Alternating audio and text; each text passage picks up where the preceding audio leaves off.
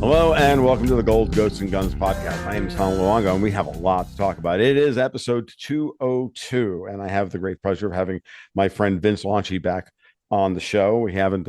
Vince and I haven't been able to chat for much, not even on Twitter for the last couple of 6, 8 weeks or so. Holidays, Well, this, that, and you've been everything busy. else. You've been Well, very you've been busy. busy too, so it's not like it isn't. So it's funny. It's good to have you on and have you on for the podcast because I really wanted to we're setting the tee up. We're going to tee up for 2025 here, right?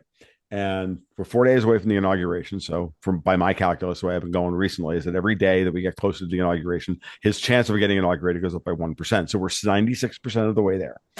Okay. Great. So we have 4 days left. So Vince, how you been? How you doing?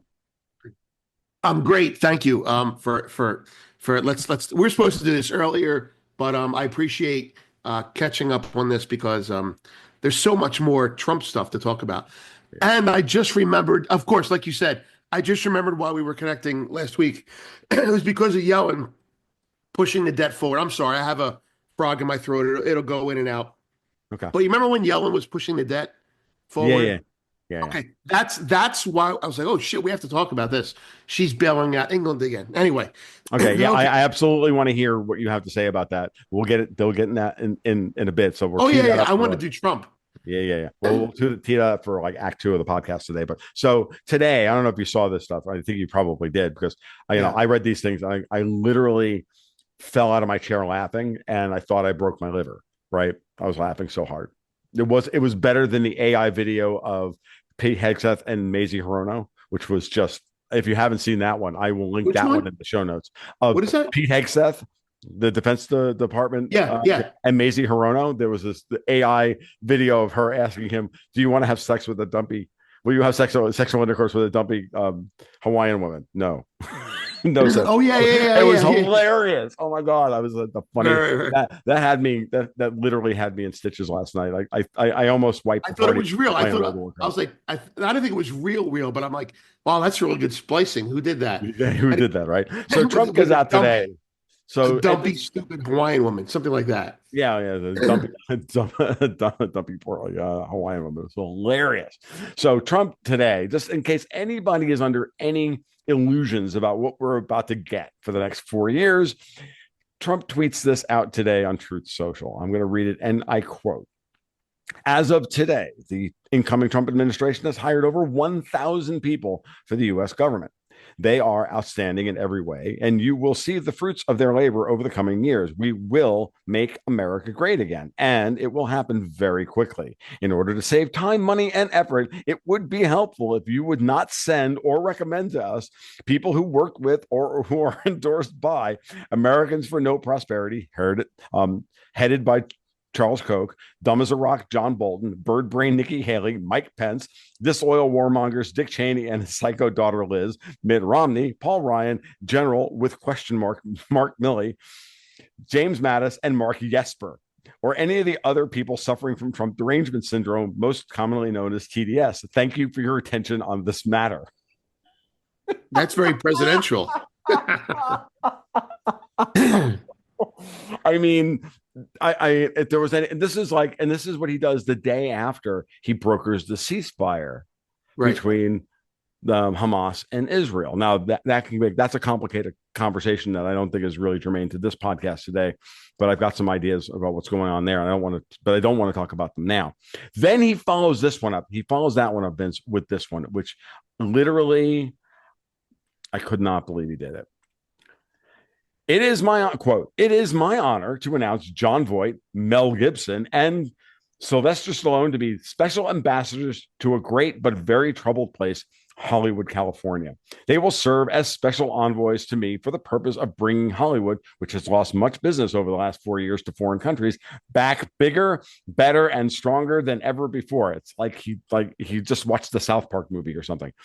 "These three very talented people will be my eyes and ears, and I will get done what they suggest. It will be, like the United States of America itself, the golden age of Hollywood."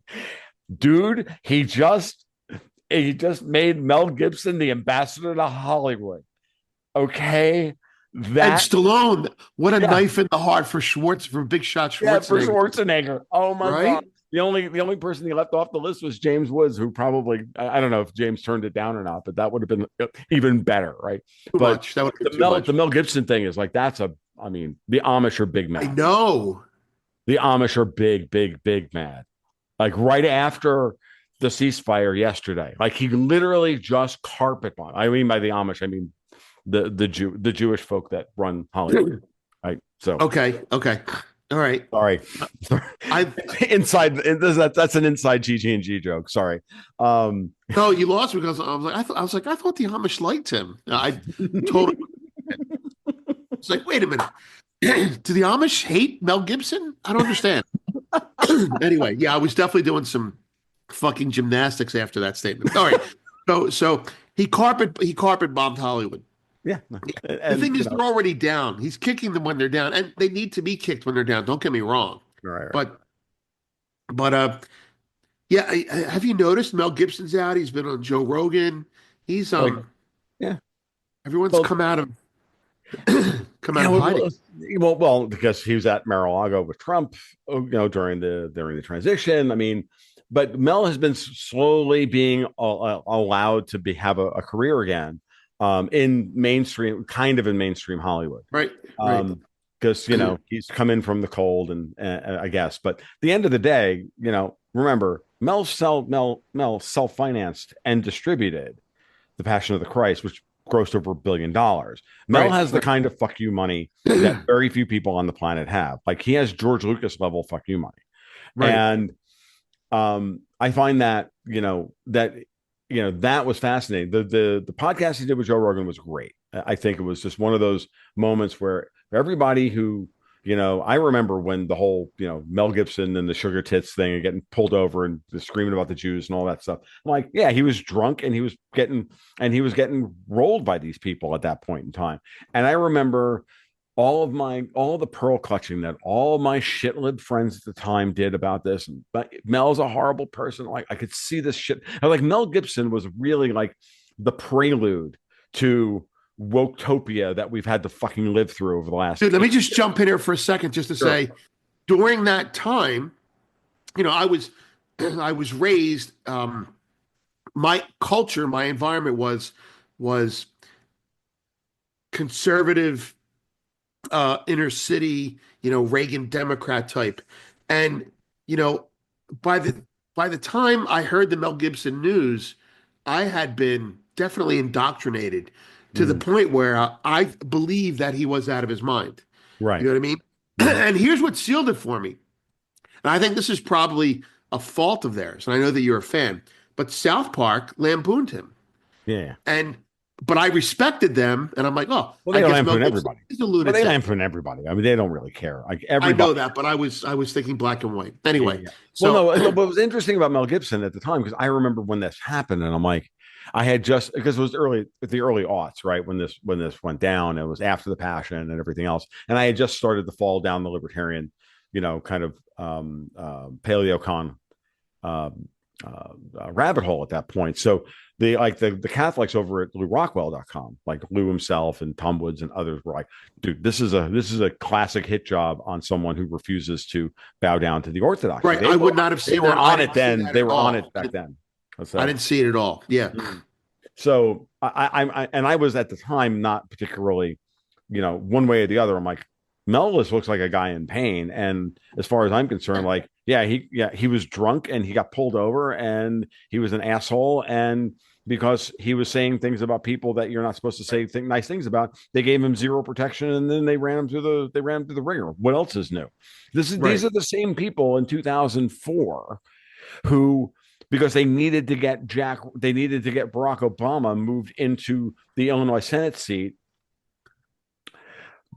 created a nuts and sluts a campaign against Jack Ryan for, guess what, fucking his ex-wife Jerry Ryan.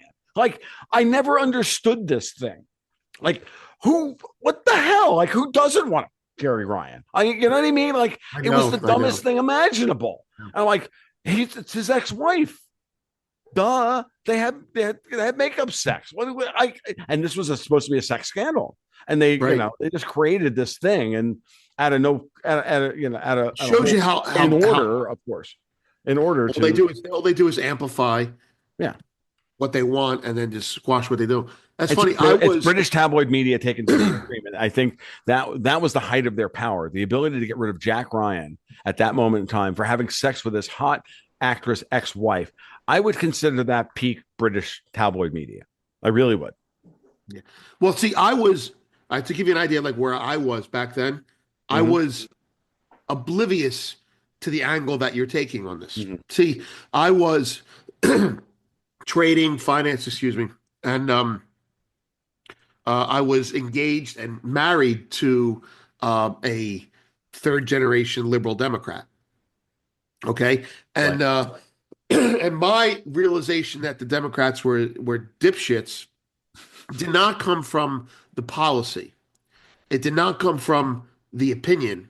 Mm. I had a firsthand realization because I'm center right of center, right? That's where I was at the time.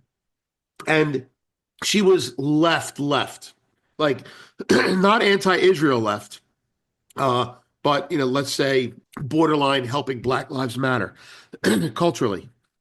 But we were having a conversation, right? Mm-hmm. And it was her and me and a couple of our friends, and I'm surrounded by uh, liberal progressive women, moderate liberal men, and me, and they were having an argument, debate.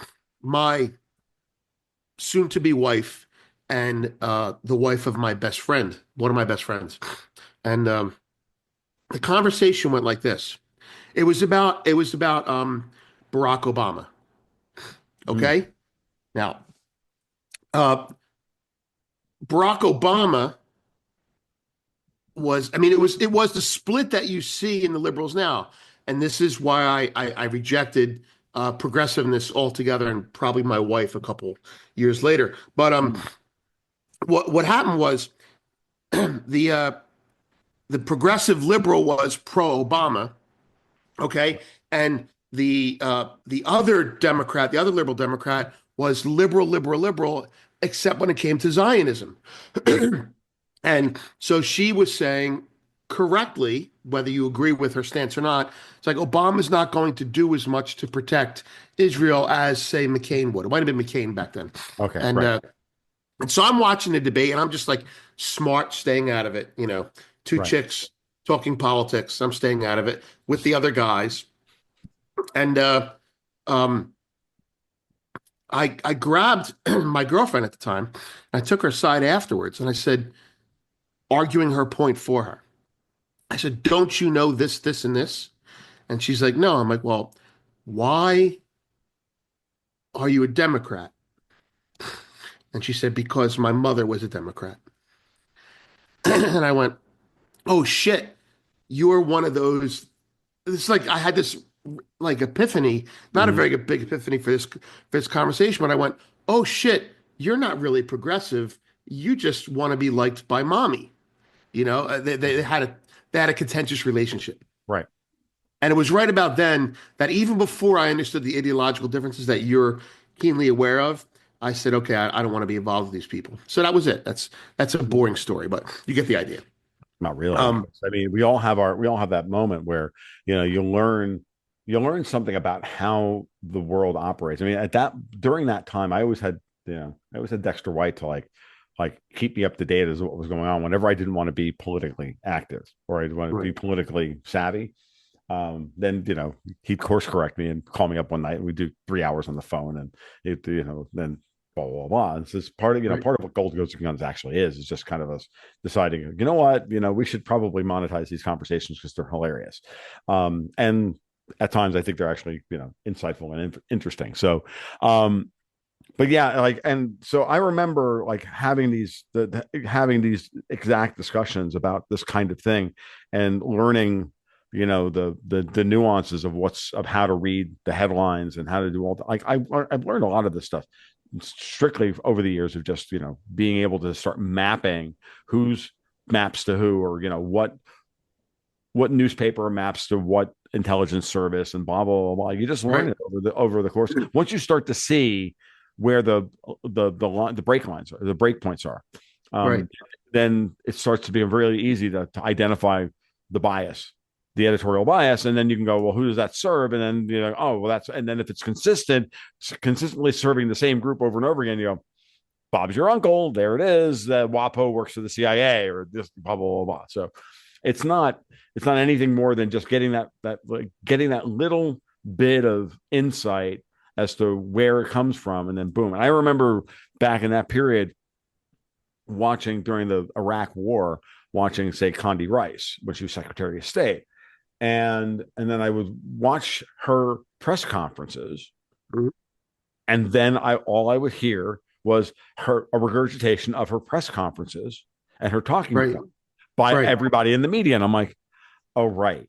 Right. Right. Right. Literally Right. have court stenographers. We don't have a media. But did And you I think? always Did knew the you media think was that the shit, but I never, that was at that moment of like, that was the thing. That was right, it. right.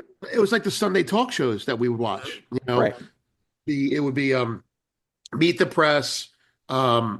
David Brinkley or Right. Cokie Roberts or whoever was running it. Right. And then what's the other one? There was another one. And I would watch, like a certain financial person would come on.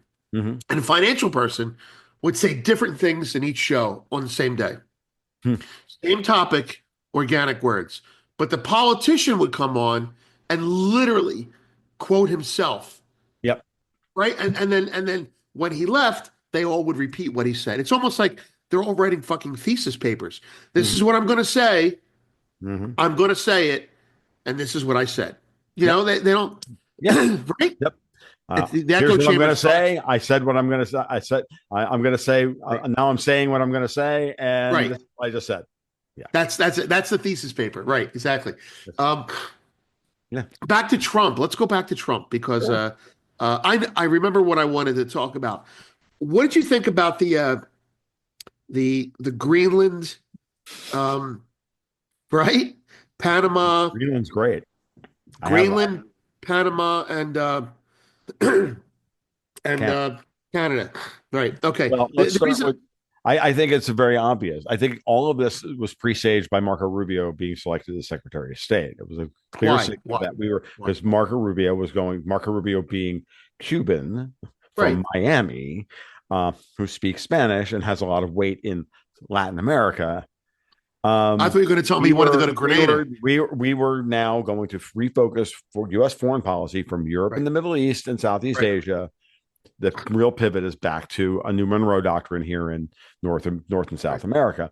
And basically, when you start to think about Greenland, Canada, and the Panama Canal, that's simply saying, okay, this is Fortress America, and we're going Yeah. to take Greenland from, and the European Union is not allowed to have an outpost in the Western Hemisphere, and the Crown is going to lose Canada because they should have went with us back in 1776 in the first freaking place. Right. Okay. That's And it. oh, by the So way, the Chinese don't own the Panama Canal. We built it. It's ours. Carter should have never taken it from them. Should have never given it to them. yeah, yeah. Uh, I guess it was the first instance of woke. But the funny thing is I've talked about we've talked about deglobalization, Mm-hmm. de-dollarization, fragmentation, mercantilism, all these things.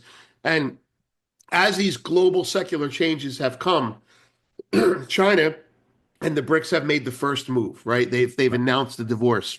And the US is, and what happens is it goes from the secular to the policy. Mm-hmm. And so Trump is the right man for the right time. We need to withdraw from regions that aren't profitable anymore. Yep. Like the Far East, like the Middle East. We need to redraw the battle, not the battle lines, but the borders. Mm-hmm. I'm assuming NATO is going to withdraw, or shrink or go away. I don't know, and we'll just park our missiles in fucking Greenland, right? That's the point. The Yeah. the joke that I made was Hadrian's Wall. I don't know if everyone's familiar with that, but Hadrian's Wall was the Roman wall that it was the end of the empire. Like Right. where somewhere in northern England or something like that, Yes. or maybe in Ireland, and No, it was and so it Hadrian's was in Wall Northern used to England. be Northern England. Yeah, Hadrian's Wall used to be The American Hadrian's Wall used to be in the Brent Sea, Mhm. protecting England, and now it just got moved to the other side of England, and that's why Yellen shit herself with the bonds, yada yada yada. But the whole point is Monroe Doctrine, which you mentioned, Mhm. and Manifest Destiny simultaneously. They say, fine, you want to fragment the world? You can have that shithole. We'll take this and don't tread on me. That's Yeah. really where we are. I So have some agreement with you. And what sealed it for me was unleashing the Elon Musk on Keir Starmer and the rape gangs. And that to I me was a know, I know. massive, that was a and then that was massive. That was like, look, we're done here. Well, We're he's done been with an Europe. attack We're done dog. with Europe's bullshit. He's playing attack Right, dog. He sent him out, and he sent him out there as distraction. Naked with a cock ring and a squirt gun and a propeller beanie to go. Look at right, me. I'm the right, berserker. And oh, by the way, we're coming right, after you. While he gets Hegseth and Pam Bondi, and all the rest of them through there. Get them prepped to get through right, right, that, because Chuck Schumer was out there saying, "Oh, we're going to drag these out for months and everything." Yeah, that's nice, Chuck. Like, that is not going to happen. What is really interesting, and I think it's going to be interesting if you start to really think about what's going on now with London and silver and everything else, is the following. This is a triangulation play.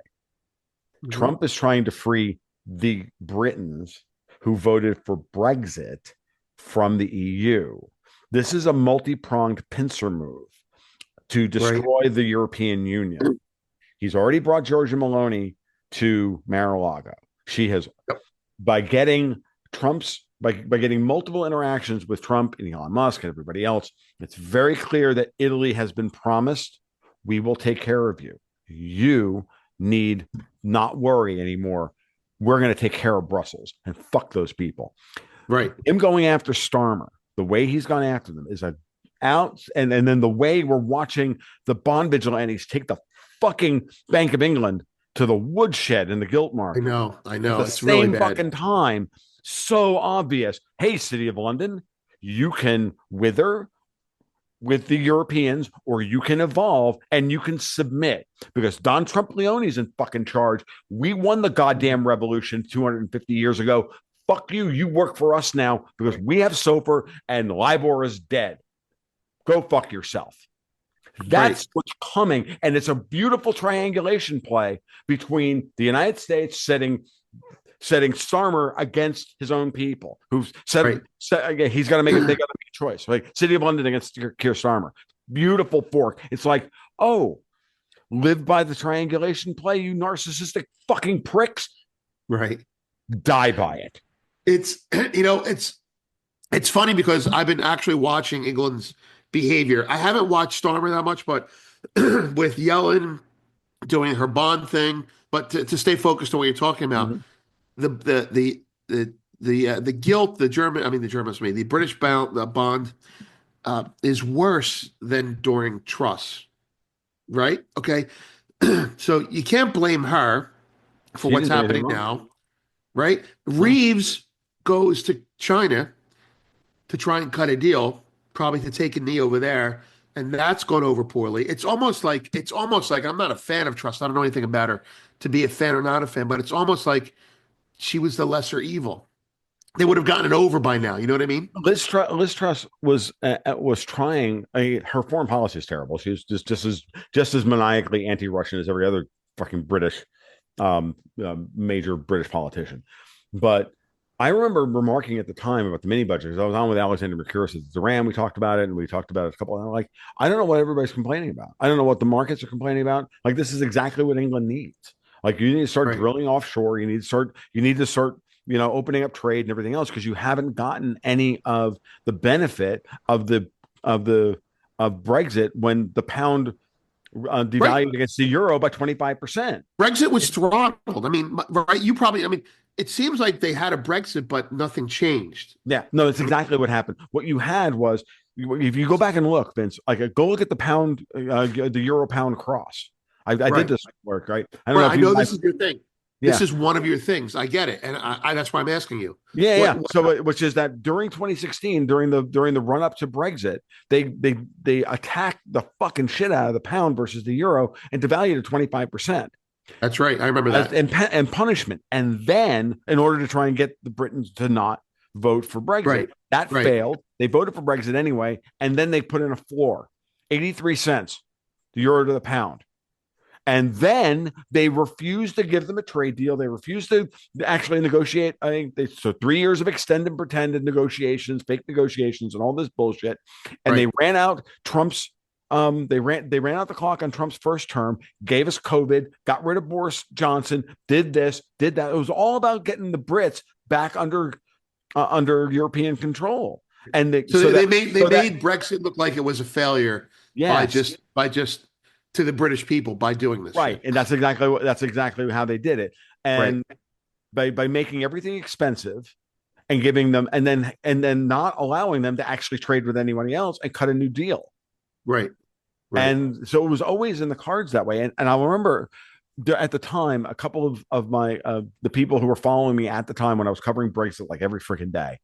I was Right. live streaming Yeah. like Parliament and shit. I was doing all sorts of stuff back then. And they told me, I said, look, this is not over. We have 10 years after the Brexit vote where we're still on the hook for all of the costs of Brexit. Brexit's not going to be done for another 10 years. These fucking people will allow us out Right. because and so they're going to use all of that as leverage to make us as miserable as possible and then Right. turn the hero Brexit into the villain, Right. which is exactly what they did. And they've tried to Right. do that with Trump, and they're trying to do that with Trump right now Right. because that's what they always do. So, all right. So, explain to me Nigel Farage. I saw an interview with him recently, Mhm. and it's like he's gone completely left. Did I see that right? He's always been. He's always been. I hate to say this, and I really hate to say this because I really like Nigel. I have liked Nigel for a long time. I think Right. Nigel is he's City of London through and through, and that means Right. Right. whatever, Right. whatever So, they tell him to do, he does. gotcha. Gotcha. Okay. Now, Right. either because they've threatened his family or this, or that, I don't know what it is, but I'm at the point now where there's too many times where Nigel has moved left Yep. 90 degrees against the, Right. the the stream that he has created. So like But he always pro the city. Yes. always That's pro what the I city. I know. Yeah, exactly. So I've noticed that. It's kind of like a neocon is a neocon, no matter who the party is. I didn't. I thought Nigel was, hardcore conservative, but he's a money guy. He's basically, and if he, and Yep. if the city of London can't get paid by us, they want to get welcomed back in by Europe. Yeah, I get it. I get it. So So what we're saying to the City of London is you don't run this. You don't run this anymore. Wall Street runs the world now, at least for now. right, And that's the way it's going to be. right. And we're in charge of the dollar and we're going to gut the pound. Like fucking Ripple is going to take the pound to shreds, dude. I I mean, know. crypto forex is going to destroy the pound. The 30% of Ripple's at city all-time highs almost already. Exactly. Ripple's, yeah, I know. I was watching it today, and the more I like wrap my head around Ripple, and like, oh yeah, this is the biggest the one who loses the most in the Ripple pump is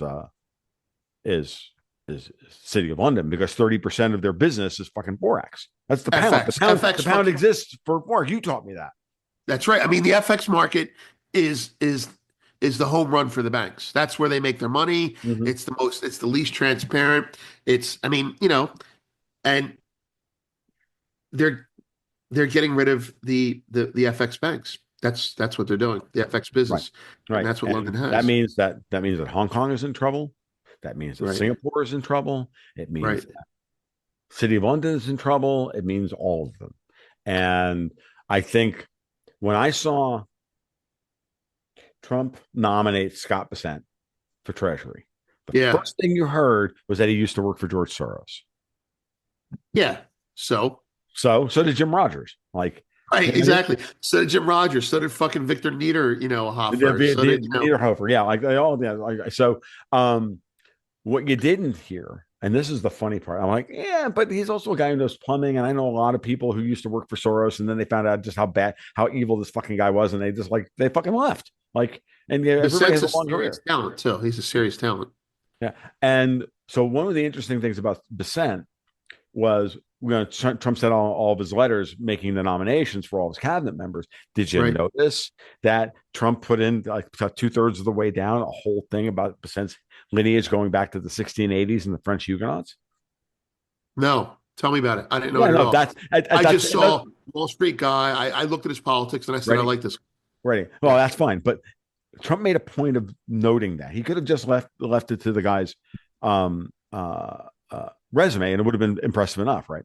But no, it was absolutely that he made a point of saying that this guy is an eighth or seventh or eighth generation American, just like Jerome Powell. Right. That was, I'm sorry, dude, that was not done. I don't get it. I don't get Meaning so they're not fucking race traders for Europe. They're American sovereigntists first. okay. These Right. are Okay. people that are deeply American, Right. It's like running the founding Federal fathers Reserve. mentality. Remember, Right. Powell's the first non-Jew to run the freaking Fed. Right. Right. I mean, I don't want to go off that. I'm not like going on that I'm not going there, but like I'm going there, kind of like it. Just the fact that he's not from the all the other lineages, right? That where Right. all the other Fed bankers have come No, from. he's closer to the Mayflower than he is to Jerusalem. Let's put it that Yeah, way. or the Vatican or what, or Right. the Venice banks or whatever. Like Right. trace That's true. wherever you want to go back to. I don't give a crap. Right. It doesn't matter. He's Right. absolutely a homegrown thing. And if you've got people like that in the positions of power, and you make a point of like letting everybody know, yeah, I'm like, I don't think this guy still works for George Soros and City of London. You know what I mean? I did see that. I missed it. I see. This is my bias. I was like, oh, there's Trump just fucking throwing history in there to make himself look good. But no, you're saying there was an angle to that. I missed that. Absolutely, there was an angle to that. Trump likes to bring up issues tangentially in order to get, he weaves. Remember what he said in the Right. Joe Rogan interview. So he does this with how he manipulates the Overton window. Right. Right. Uh, that's actually, it's funny because Trump's not a lawyer, but that's a lawyer's skill. Meaning, if a lawyer's cross-examining someone, I know this from, I know this from a couple lawyers, but he'd say you'd ask all these questions to the person on the stand that are just random, that are not connected, and then you pull the piece of information or evidence that connects them. Right. So in that sense, Trump is seeming like a scatterbrain and then tying it together. So, for example, Huguenots, that's a scatterbrain to me. And now Right. you're saying, no, it's No, not. It's this. And I'm like, oh, fuck, you're So, right. yeah.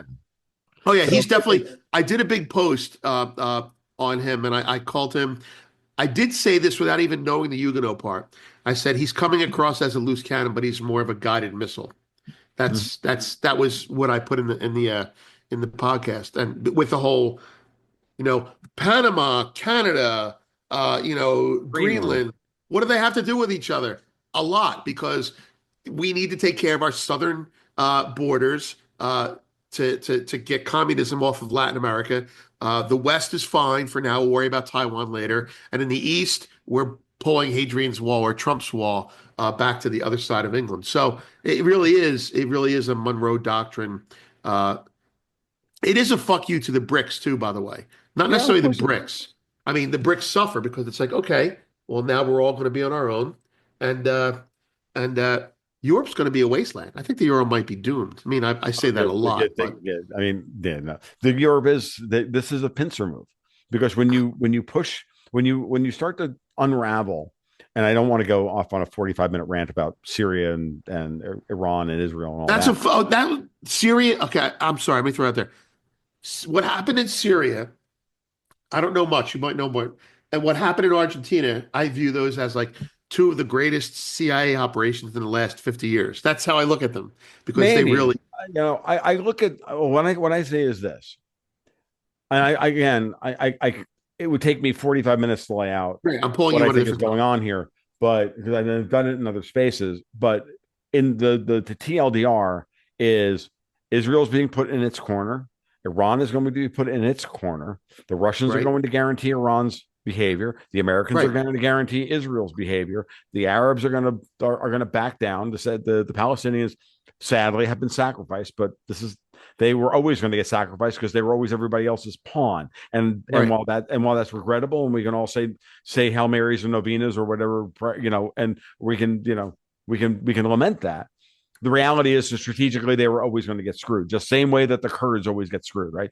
So, but the point of that is that that's the framework. And I'll be honest with you, I've been saying this with my friend Halsey English on and off for the last 7, 8 years now, that this is the basic framework in order to get peace in the Middle East.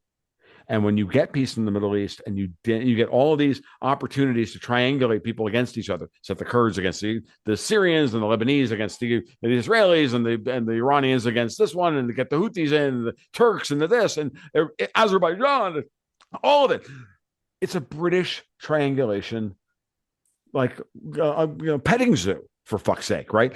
And that's Right. all over, like in a Right. heartbeat. That's right. If it's all over in a heartbeat, and it may involve a lot more bloodshed. Yeah, kind of like the Kosovo region. You have the whole Civil War thing. When they start redrawing maps, that shit happens all the time. Yeah. Yeah. So something is going to come out of this, Mhm. right? That can be durable. And if so, what it means is the Europeans get fucked because they're the ones that don't have access now to the energy, because the Arabs are going to demand energy on their terms. The Right. Russians are going to demand to supply energy on their terms, and And the Europe European has to get it from us. and you're or from everybody else, and they're going to have to pay full price for the first time ever. Right. Right. Right. And they're not prepared to do that because their model has always been to extract other people's resources at pennies Right. on the dollar or the Right. pound or the franc, and then use that and then build their empires and then say, see, aren't we so brilliant? Well, no, you're just colonialists, and we're done. And this is why I get really kind of angry with the left in America, because they think we're the only colonialists left. When the reality is that the real colonialist impulse, which runs our fucking government, comes from the European Union Right. and the UK, and you see it translated into the major blue states of California and their regulatory miasma, New York and their Right. bullshit, Illinois and their bullshit, and you see Right. it everywhere. And you're like, oh, and everybody else has to just pay tribute to these fucking people. And like, you know what? We're done. There is a first, you're talking about the complications. I just want to touch for a second. You're talking Sure. about all the complications going on in the Middle East and all that, or how it used to be, how England would use that to just basically plot people, the triangulation against people against each other. That's all part of us pulling out. I think as we leave, it's like, here's a severance pay, and we're going to help you out, Israel, but you've got to fight your own battles. In Japan, it's going to happen as well. You better Mhm. start spending money on your own defense. In Europe, start spending money on your own defense. Your great welfare state that you had for 50 years was great, and it worked, but it worked because we were your defense, and now you have to spend money on your own defense. Good. And Sorry. and then you can decide how much you really hate the Russians as to whether or not you actually want to fight them, because we're not doing it for you. Right. And the Right. Russians don't even Exactly. want to fight you. So here's one for you, Vince. Okay. Remember, here's another one of those things that like sits out there in the blue, Right. and Okay. then all of a sudden becomes relevant. Here we are, early 2025. The gas transit contract between Ukraine and Russia is over. There's no gas. There's Yep. no gas and oil transfer. They're dried up. The Europeans are saying we're going to Right. sanction everybody, and they're literally trying to cut themselves off from everybody else's source of energy to crash their economy and hope that between that and any brush fires, and I mean that word exactly, that they Right. set around the world to collapse the global economy. Because if they can't win, they're going to take the entire world with it. That framework. Did you see the little thing a few weeks ago about the guy, the American investor who wanted to buy Nord Stream 2? Yeah, I saw that. And everybody laughed, right? Right. Why laugh? The No. European Third Energy Act is what destroyed South Stream and what created Turk Stream. It's what No. delayed Nord Stream for 3 years with all the Yep. wrangling and the court cases and this, that, and everything else. And for those people who don't know what I'm talking about, the third energy package from the EU, the salient part is where you couldn't own both the pipeline and the gas or the oil flowing through the pipeline. You had to unbundle them. Right. Why Nord Stream had to be owned, why Nord Stream had to be owned by Gazprom, but Gazprom couldn't ship more than 50% of the gas through it. So 50% of it had to come from a separate source. And of course, the Right. Europeans wanted it to come from, from the Groningen or some other place or wherever, Ukraine. Okay, Right. that's what they wanted. What they were trying to do is stop it. Well, what's the perfect unbundling? To fuck Europe in a pincer move between the United States and Russia. For the I United don't know. States to buy the pipeline and for Gazprom to sell them the gas. Right. Okay. All right. All right. Let me I mean, add to dude, you this. should have laughed your ass off at that. That is the funniest fucking shit. That is the ultimate Trumpian move. I Rebuilds Nord Stream, let the American investor buy it or buy Right. a We own the controlling interest in it. pipeline. We own the plumbing. We They own own the most of the pipeline, plumbing. they own the gas, they send it into Europe. We charge everybody wins, and Europe Right. gets By their own rules. Right. Right. by By their their own own rules. rules. Like it's beautiful. That's that's that's more granular than I was That's thinking. deliciously evil, is what that is. Do you think that's going to happen? I think it's a negotiating tactic. Right. Right. Right. And I Right. think if you get the if you and I think if you put the Brits in a position where you put the Brits in such a fucking headlock and they're getting such noogies Right. from Don Trumplioni, like Right. that they can't that he has to Starmer has to cry uncle. Like, dude, this thing gets hilarious fucking quick. So you're really focused on it. I was looking at this broader and not as granular. Mm. Um, and so what you're saying is not inconsistent with that. I was looking at it more like different angle, but about energy, right? So Europe has cut off its nose to spite its face. Nord Stream is blown up. Uh, um, uh, Not Suez. I'm spacing out the canal in the Middle East.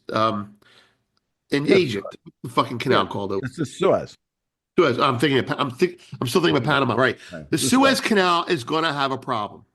right? I think it's going to blow up. I think there's going to be a problem there. There's a prediction for you Yeah, because no, it's absolutely a weak point. They tried, it's the reason. Right. they've It's already done it a couple times where they right. And the reason I say it is because during the look for the U.S. wins if the Suez Canal is inoperable or over expensive to go through. Mhm. Europe loses, okay, and we sell our LNG to Europe. Now, why does the Panama Canal matter? Because the U.S. needs the Panama Canal among other things. The U.S. most of our gasoline is made on the West Coast, and Right. it comes through the Panama Canal. So if we own that, then we're basically going to be the gas station for Europe. Or to take it more narrowly, we'll be the gas station and the plumbing for Europe, and we'll be the distributor of gas to Europe, and the gas station will be Russia. So yeah, I think there's a lot going on there. I mean, either that or they're going to have to use coal. But I think Europe is really screwed. Well, especially since they can't secure the Donbass, their goal was to get the Donbass back because that's where all the coal and the lithium and the natural gas. And there's so much natural gas in the Sea of Azov and in and Right, around Mariupol. There's so much, right, and so there's that angle on this as well. But one of the things that's absolutely coming here is that when one of the things I really have and maybe I'll let you speak to this more than me. I'm going to just bring it up there, which is you have the Chevron, the end of the Chevron deference is a big, big deal. right. And from what I can tell, the people who are in charge of what's going on here are Mark Andreessen. I watched another podcast with Mark Andreessen the other day, and he was talking about this, Mhm. which is that we are under an obligation to enforce the Supreme Court ruling that agencies are not allowed to set rules. Right, That right, this is not we have to wait for court cases to challenge that. It's the opposite. It's already been all of those cases have already been nullified. This is the part that Vivek Ramaswamy talked about, that all of those cases adjudicated under Chevron were unconstitutional, right. and that's our mandate that we don't enforce any of them. How's the hoping that Chevron ruling being reversed having an effect in this area? now you have the opportunity to unfuck the entire oil and gas distribution system that we have, the pipeline system we have in the United States. Like Right, it's all screwed up because of where we used to get our oil, and now the right, patchwork that we have, and every opportunity. We still price we price most of our gasoline based on Brent crude, not on WTI, because right, most of our light sweet crude still comes off of the all the refineries are tuned for Brent crude right, over in the North Sea, even though the North Sea is shutting down. So like, right. are we going to change that? Are we going to build new refineries? Can we build new refineries? Because the No, EPA no, isn't. we're not. No, we're not. Maybe we will, but we probably won't. I'm just saying, we won't build new refineries. That's where the line. I want us to be able to build new refineries, but I don't think we will. I don't think we Really? will. I know that that's I think at least two or three of them are actually in the process of being permitted. okay. Let's look into that. Okay, because I'm probably arguing a technicality with you, Okay. meaning meaning a brand new refinery versus expanding an existing refinery. Okay. Fair enough. I mean, Fair I don't know. We'll have to look into it. But what I'm getting at is like 2 years ago, I was looking at this with Brandon. We're like, enough. where are the new refineries going to come from in the U.S.? And I'm like, here's two, right? What probably not the ones you're looking at, but here's two new ones. She's like, no, those aren't new. There aren't any new refineries. Like, why? Because they can't get permits. They can only expand what they have or refurbish what they have. I'm like, okay, so like storage, Mhm. they can't build it. It's what I'm getting at is there's going to be a line that's going to be pushed back, and it's going to be the not my backyard line. It's going to be the spotted owl. It's going to be the new refinery in my backyard. I think that's where Trump runs into trouble. Drilling is not insurmountable trouble, but I don't think we're going to make a lot more refineries. I hope I'm wrong because I think we're going to be doing more nuclear Well, anyway. there's that. I mean, I agree with you on that, and Right. and like I'm everybody else. not strong or married to my opinion. I just think the ecological fucking spotted owl people are stronger in this than we think. That's all. I think they've just gotten gutted. Yeah. All And right. okay, and then I'm not gish galloping here because I think you're right for the most part that it's going to No, be no, no. I don't need to be yeah. right. This is No, two no, no, years no, ago I was right. I'm not pushing back on you, Vince. I think you're No, two probably years right. ago I was right. Today I'm not sure anymore. How's that?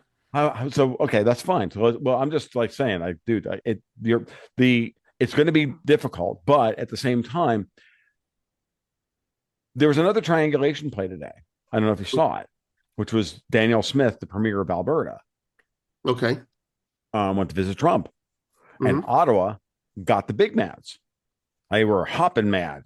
Doug Ford, the premier of Ontario, was like, "Oh, we're just kick Alberta out of Canada." Blah. It was all over Twitter today. Right. They were trying to kick Alberta out of Canada, and we're like, and like everybody, like Sean Newman and others, like all from Alberta, they're like, "Okay, like can we Yeah, join the we'll United take it. States?" Like, duh, like Alberta Yeah. would join the United States in a heartbeat In a heartbeat. in a Perfect. heartbeat. I've been up there like twice now in the last couple of years. I'm going up there in May again, and I can tell you flat out, the people who run Alberta are like, yeah, get us the fuck out of Canada.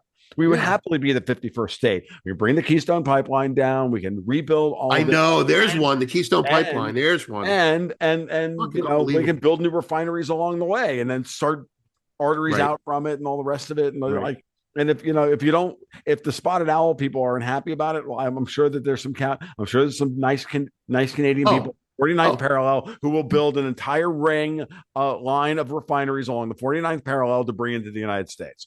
No, no, the Keystone Pipeline I happen to know a little bit about at least a couple years ago, but it's the same idea. The Keystone Pipeline, you can't build it here, and so they would just like move it 6 inches over into like an Indian reservation or whatever, and they would just pay them money or something like that. The only reason that I think refineries aren't going to the real reason I think refineries aren't going to come back explosively in the U.S. It's not Mm-hmm. to say they won't be built. It's because we had this conversation about silver and gold actually, and how everything was moving east. The Mm-hmm. refineries, the newer refineries, are being built closer to the newer demand. So where is the newer demand? So I'm Exxon, and I'm asked if I want to build a refinery here or build a refinery to where I'm selling my gasoline.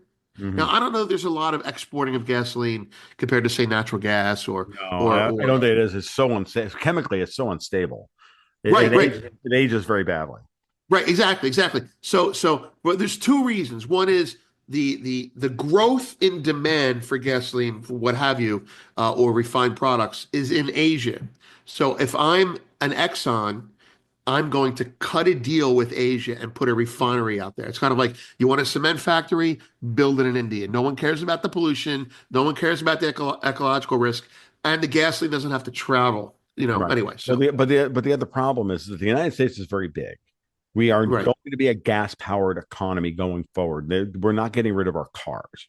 Well, Like, we are more car oriented than everyone else. So we do need more gasoline. There's no argument there. and because of that, I really do think that um, we're going to wind up. We lost. The point I wanted to make. We lost over 2 million barrels worth of refinery capacity during COVID Right. because as Wait, shit. yeah. So yeah, as shit, was shut down, it wasn't allowed to restart. So that's Right. all going to come. That maybe that is what the big thing that comes back. I have to look into this, or if anyone from Doge is actually listening. Oh, by Right. the way, check into that because once we get rid of the Chevron inspired rules from the Department of Energy and the EPA and Right. everybody else that said these refineries are not allowed to come back online. Get those are unconstitutional. Get those fuckers back up online now, Right. Right. and let's get this done. And then That's we what's can going get to rid of happen. and then we can get rid of the corn subsidies and the RINs and all this other bullshit, and we can get gasoline in our fucking engines again, so that we're not like, and then we can, and the gas can drop by 35 to 40 cents a gallon, and we get 10% more gas mileage. Oh, Right. if anybody And we're doesn't think that, completely energy independent. I fucking dream about that part. wait, Nuclear, gasoline, imagine the natural. effect on GDP Anyone. alone from What? 40 to 50 cent a gallon drop in the price of gasoline at ceteris paribus, where the price of oil is still $80 a barrel. Right. And all the cars are 8 to 10% more gas efficient because there's 8 to 10% more energy in 100% gasoline as opposed to a 90-10 blend with ethanol. Oh yeah, yeah, yeah, yeah. Yeah, Like that's worth 2 points of GDP alone. I, And I that's what Europe is like fucking freaking out about. I know, I know. That's that's such a for me in the energy side. That's such a big deal. Once we pull back from the extremism, of pure electrical cars, and I'm not saying they're not going away. They're not. They're growing. But now you're like, okay, so let's pretend every car in America is hybrid, Mm-hmm. right? Okay, That's yeah, Dexter let's White stream. right? Every car in America is hybrid, and we're making our own gasoline. Well, the gasoline here will be, like 50 cents a gallon, right? And the gasoline we sell over there, because that's what's going to happen. We're going to end up Yeah. having to sell it because we'll be able to make more. Whether we make new refineries or not, we're going to have more gasoline. Uh, that's going to help GDP. And I mean, look, And it's going to be better for the world, dude. and we're going to have more oil. You know what? I'll tell you who it's not. Okay, here's where I'll disagree with you. You remember the movie Syriana, where Matt Damon's character is with the guy and says, "When you run out of oil, you'll be fucking chopping people's heads off again, and it'll be a desert, nothing Mhm. there." You may not remember that scene, I haven't but seen Syriana, but that's fine. I don't doubt that there's a okay. line Well, like that in Syriana's that like movie. four different stories that Hmm. tie together, all oil based, a lot of Right. intrigue, very good story. But let's put it this way: at some point, us slowly withdrawing from the Middle East is going to. I think the Middle East is going to collapse, and that's what Bahrain and Abu Dhabi are trying to fight against, by creating another industry. The point is, Hmm. we're going to fucking pump so much oil. There's so much oil that we have, and we're going to get that the price of oil is going to be like China's going to be so. Look, this is geopolitical, right? But this is other people educating me. The price of oil is going to go so low in our fantasy, in our geopolitical fantasy, China's going to be, we'll buy all the oil you want at 30 cents a barrel. Like, I'll make it stupid cheap. But eventually, they won't need the oil anymore. All right. And the Middle East is going to be a fucking cesspool. And they're going to have, this is like our plan against China. We hope Russia destabilizes. You got a nuclear power that's destabilizing on one border. And on the other border, you got a bunch of fucking, Salafi, Wahhabi Islamists, without any Well, need for your oil. that's the neocon dream, right? And the neocon It dream, is. No, it it is, is. It is. and it's not real. It's not realistic because the Russians also control 50% of the world's uranium market. So, like, I know. you I know, know. I know. so I mean, But it's but such we a do. dumb. We do. The whole dream that you and me and Dexter have about energy, it can't be good for the Middle East. Well, no, it's not. But I don't. What I'm saying is, like, we've got plenty of oil. Right. Peak oil is a dumb concept, the product of the unreconstructed Malthusian mind. And Oh, nice, nice. I never yeah, thought of yeah, it yeah, that way. yeah, Right. yeah, We don't have enough oil. Let's kill the people. That's funny. yeah, That's good. yeah. No, I mean, they're not So saying that, but that it plays right that's into the exactly what they're Malthusian. saying. It Um, plays right into it, though. You're right. yeah, You're right. It's good. that's That's good. exactly what they're saying.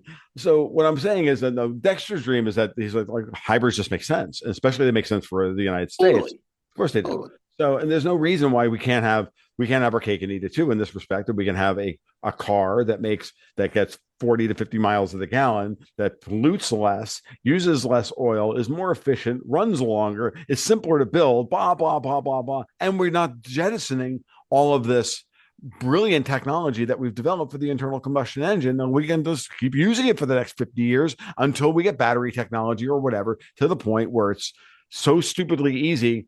Like let's put it this way. Every day I get up and I'm amazed at how long my iPhone lasts. Right. Right. I use it all day long. And like at the end of the day, it's still at like 60% or Right. 45% or whatever. And I use it mostly indoors. So, okay, so it's not having to fight the sun, yada, yada, yada. Right. But, and it's under Wi-Fi. I'm like, I think about how hard it was to, what battery usage was for devices. And we got 4 hours out of our device. It was such a And big we had to bring backup batteries and and we had to battery do this, we swap, had to do that, or we had to chargers bring a backup everywhere. charger, or yada yada yada, in order to get through. Now you can get through friggin', you're good with if you're responsible with your energy usage. I charge my iPhone like when it starts yelling at me, and it's like it's not very often. So we're going to get to the point where electric cars are going to be that way, but we're at least Yeah. a generation away from that. The Right. material science just isn't there yet. Right. And there's no shame in admitting that. And Right. and derailing the insane climate policy in order to try and force that into existence, and saying, well, we can't derail that. That's what's causing the battery technology to improve. No, it's not. It will improve anyway if you're right about peak oil. If you're not, which you're scared to death that I'm right, that I'm right, and that peak oil is bullshit. Right. That's why you want to force this technology onto us. Right. Let it be a free market. Let the best technology win and move and get on with your bad cells. Because the truth of the matter is that PEM fuel cells beat all of this shit 18 ways from Sunday. I know. I know. Fuel cells. I know. But we can't Why are even we have not? that. We're not even allowed to have that conversation. I know. I mean, I studied fuel cells for a while because of the potentiality of using silver years ago in them, and I'm like, oh, Dude, I'm well, like natural, like why don't we methane use it? and PM fuel cells to your house. Like everybody can be their own electricity generator, for Christ's sake. Yeah, yeah, Like it's pathetic. Like the companies have been out there with these things for years. The I know, technology's out there, and it's thermally and it's more thermally efficient than fucking solar panels. And we've been forcing that dead whale up a beach for years. I Not that know. I'm against solar. It has uses. It just doesn't have mass usage. It's Right, for doesn't have mass uses, and it's impractical if there's weather, there's yeah, the impractical. weather, I'm like even the but for improvements aren't perfect. Like they're saying they're now putting solar on the sides of buildings, not on the top, yeah, I mean, look, which I know people who are running their houses off of solar here in Florida. I know that it's possible, and I know that with the capital investment now is getting to the point where the ROI isn't one right. year less than the lifespan of the entire Right, system. exactly. Everything When do goes I have to right. replace it? The year after you're done paying it off. Yeah, yeah. And so okay, so it's a 20-year, it's a 19-year return on investment on a 20-year system. Okay, that's better than it used to be, where it was 25-year return on investment Right, on a 20-year system. Now, in that 5 years from now, it'll be 18 years or 17 years or whatever. And that's great. Don't get me wrong. no, They're no. moving in In the right 2 years, direction. And there are other use cases for solar where that technology will drive that cost down, but it's not mass adoption where people are putting these fucking things on their roofs. I'm just not buying it.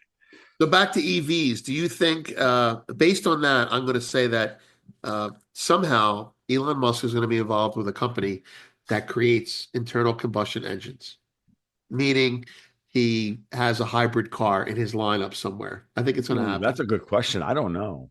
Maybe I he has think a friend I'll be buying honest with you. Ford. I think Musk really cares about SpaceX. I think he cares about Starlink for. I think he cares Yeah, about he's SpaceX first and Starlink. And I think Tesla, aside from the fact that he's already cashed so much of his Tesla stock out in order to fund SpaceX and all the other right, stuff, um, I think that's what Musk's real focus at this point is right. that. And I think His Elon passion. Musk is best understood as a 10-year-old boy who wants to do cool shit. And what Yep, Elon, and by the way, Elon, this is take this advice for free, dude. Get the fuck off of Twitter. It's bad for your health. I You're know. not good at it. You used to be good at it.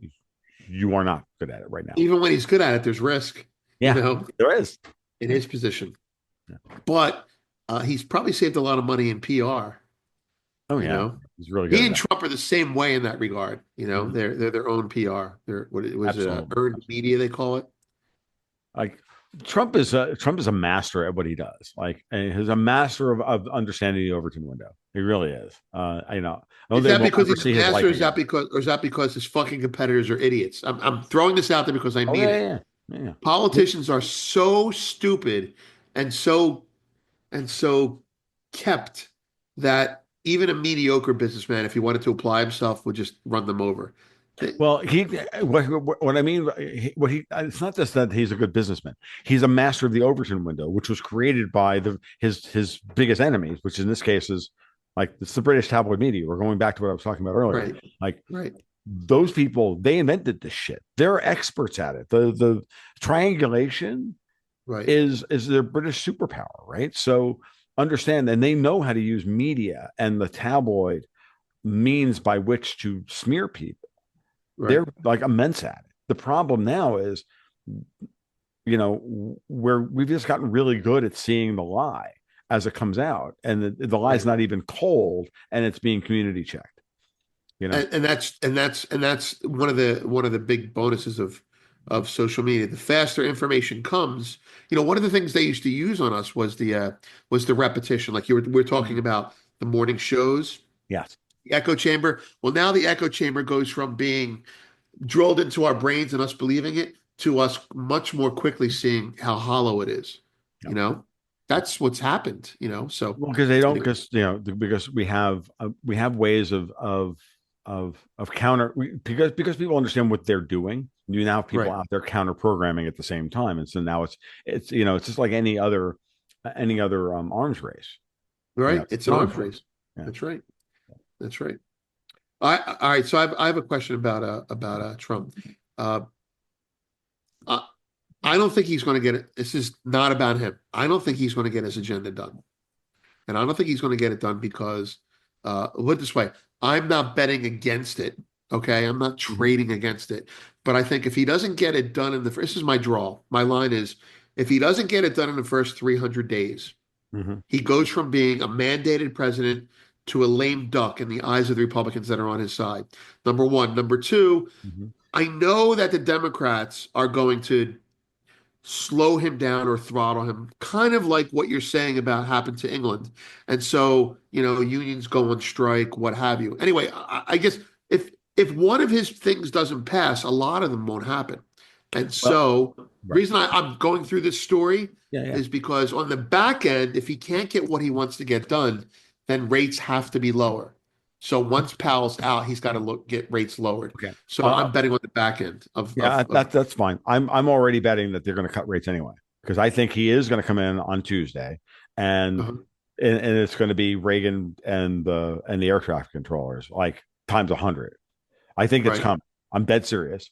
Everybody's planning for it. I keep hearing like not only do I only don't have people that I talk to within transition team about this, right, but I'm also now hearing more of it. Like I have people coming, sending me DMs and whatnot saying, yeah, it's like there's a lot of people freaking out. So right.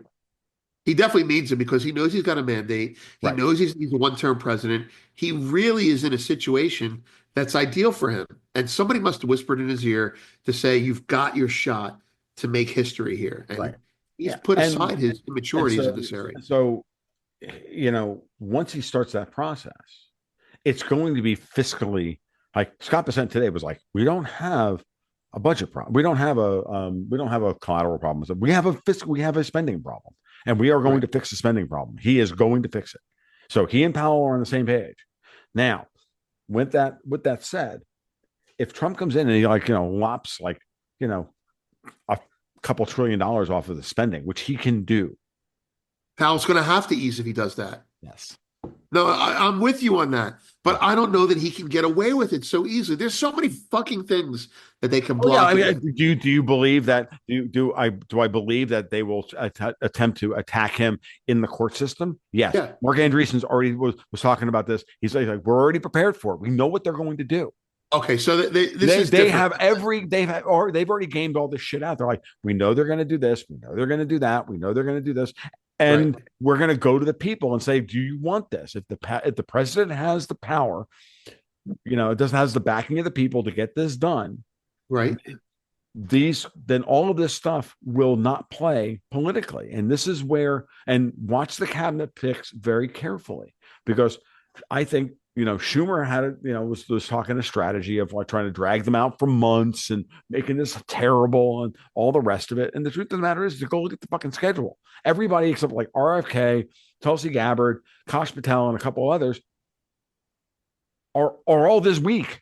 Like I by know, I know. Friday, it's all done. And they're going in right through. And They're by gonna the go, way, they're gonna all sell that's a right the fuck that through. Pam that Bondi, they're all attests to going what you're straight through. saying. And the big ones are That gonna be Gabbard, RFK, right, and I think they're gonna sail through too. Because I'm telling you, if he can get the Israelis to sign a freaking ceasefire, he can right. get fucking Lindsey Graham to sign off on Kash Patel. It's just that simple. And the I'll people tell you, who and the best part about this, one last thing, is watching the hearings and watching the crazy women, the Mazie Hronos and the right, Elizabeth Warrens, and then watching Dick Durbin with Dissent and the other, and I'm right. like, all they don't understand, they don't realize They don't see the how difference. far that everybody's like, dude, we don't live in that world anymore. Right, You're right, you're you're attacking these people, expecting the old rules of engagement about right, how to smear somebody to apply, and they right. don't.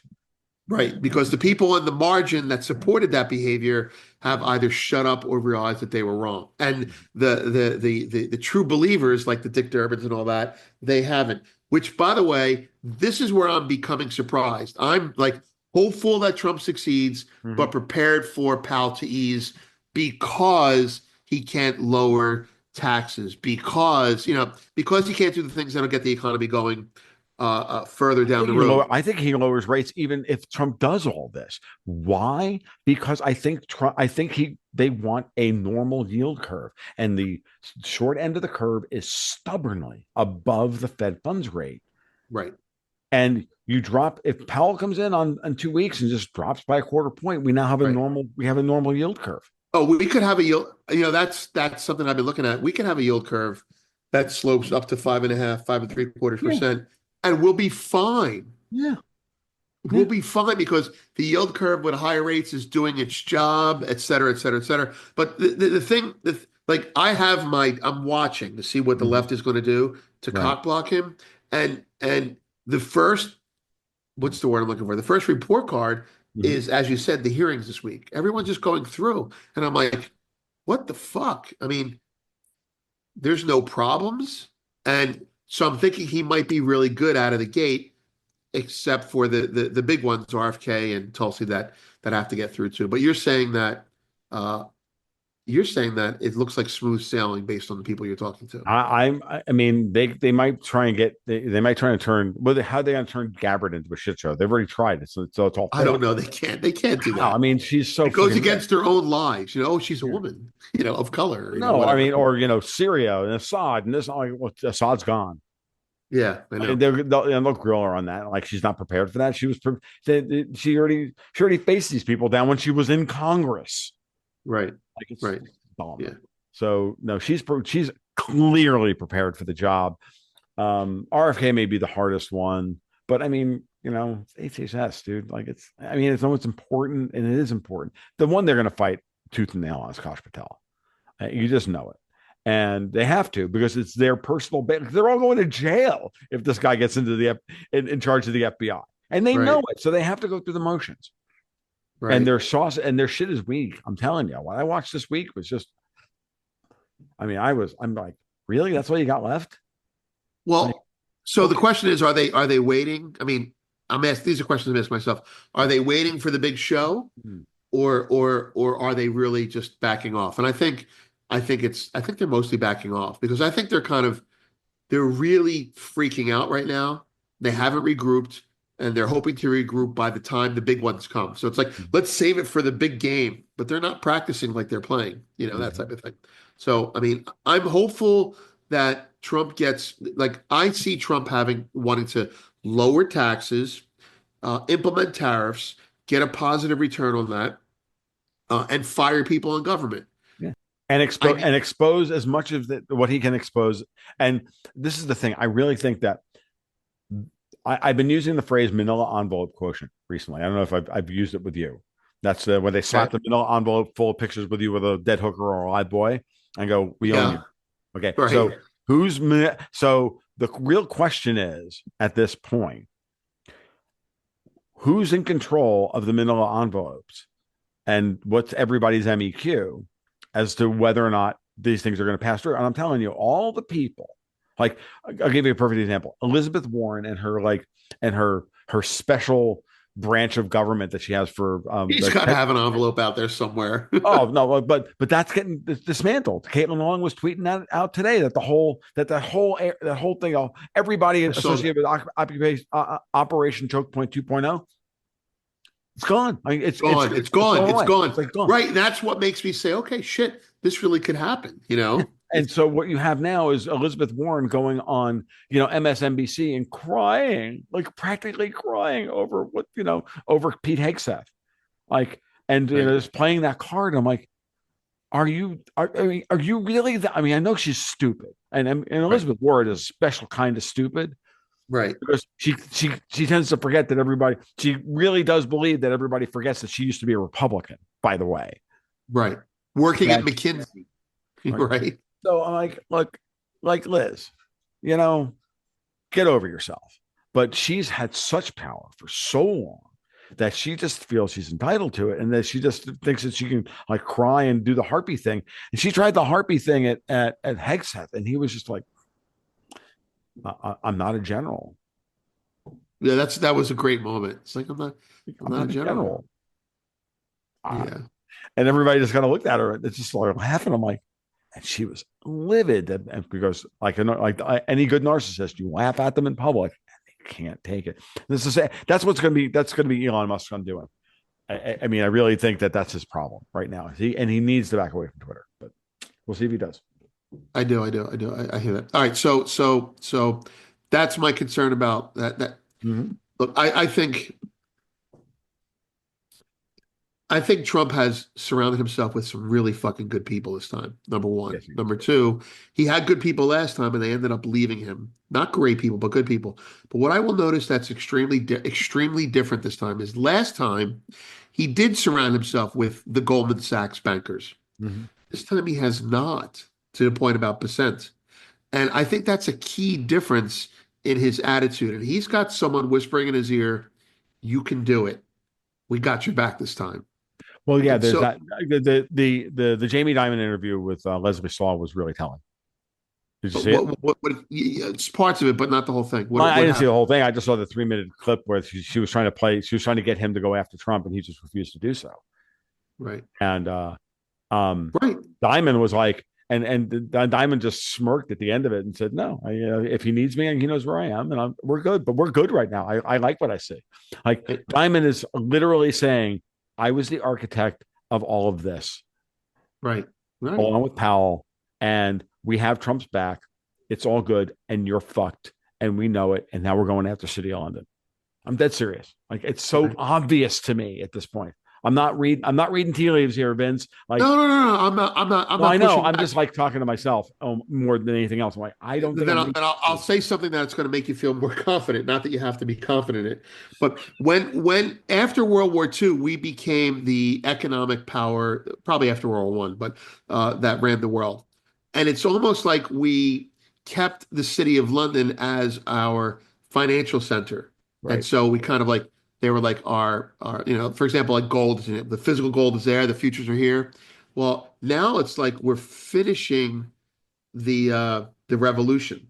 It's like or I mean that's a nice soundbite way to say it, and I mean that. But I'm saying like we speaking completely nationalistic because I am an Anglophile, but it seems like we're about to cut off England from the remaining power that the City of London had. Hmm. Because it's like, you know what? We let you keep the status. We let you keep the title after World War II.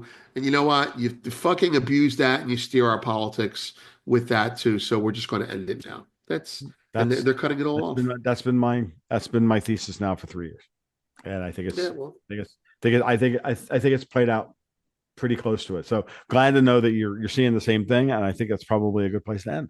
Because yeah, anytime anybody agrees with with me, it's a great place to end. exactly. It always is. It always is. All right. Yeah, I'm going to get some dinner too. I know that you have a very uh, nicely prepared meal waiting for you. I appreciate Yeah, there's a the leg of late lamb with hour. my name on it, so I'm gonna have to get at that. So Vince, as always, it was great to talk to you. We will do this again. Hey, I'm going to put you on a spot. You can Sure. edit this part out because it's at the end. Um, uh, I'm interviewing people Okay. this year, right? And it's just for like private 10, 15, 20 people. And Yeah. then they give you questions. They're going to ask the questions and I'll just fuck around with you. And these are like my Patreons, right? Sure. Basically. And then after the interview's done, there's not much editing to do. Then I'll release it for everyone. So if you want to do I'd be that, let me happy. know. I'd be happy to. I'd love to have you. I'd be honored and happy to be a part of that and give you whatever help you can give. So, Cool. Thank you very much, man. All right. of course. All So, right. Well, with that said, let's let's go eat. all right, cool. Have a good night, man. Take care. Thank you. Bye See bye. you.